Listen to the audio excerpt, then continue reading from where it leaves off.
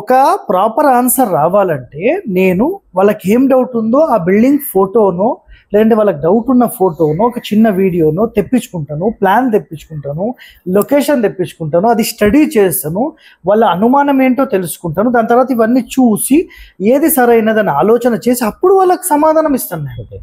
కాబట్టి ఛార్జెస్ అనేది చేస్తాను. రైట్, ఛార్జెస్ మేము ఇవ్వలేము అట్లాంటి వ్యక్తి గురించి చెప్తున్నాను. తాడేపల్లిగూడెంలో ఒక వ్యక్తి ఇల్లు మొత్తం కట్టడానికి దగ్గరకు వచ్చేసాడు, ఆ గోడలు అలైన్మెంట్స్ నా వీడియోలు చూసి మొత్తం చేసేసుకున్నాడు, అయిపోయింది. ఆయనకు ఒకటే ఒక విషయం ఏం తెలియదు అంటే పూర్తి ఆగ్నేయ మూలకు సెప్టిక్ ట్యాంక్ పెట్టద్దు. కరెక్షన్స్ మేము చెప్తామని చెప్పి ఒక 5,000 to 6,000 అయితే మొత్తం ప్లానే కరెక్షన్ చేసిస్తామండి. But corrections not recommended. మేము పెట్టలేం సార్ అన్నారు, అది మీ ఇష్టం, ఉన్న దాంట్లో ద బెస్ట్ చేసేస్తాం. రైట్, ఆయన సెప్టిక్ ట్యాంక్ పెట్టిన 1 year లోపల కనీసం అంటే కూడా ఒక 70-80 లక్షలు మొత్తం మునిగిపోయింది.